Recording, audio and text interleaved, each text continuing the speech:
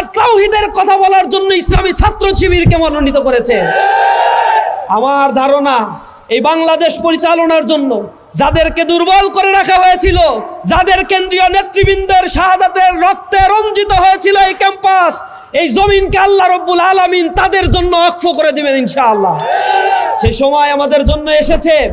এখন আমাদের জান প্রাণ উজাড় করে দিয়ে মানবতার কল্যাণে মানবিক একটি বাংলাদেশ গড়ে তোলার জন্য আমাদেরকে কাজ করতে হবে।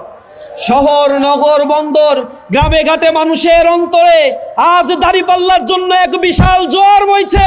তারা শুধু সময়ের অপেক্ষা রয়েছে।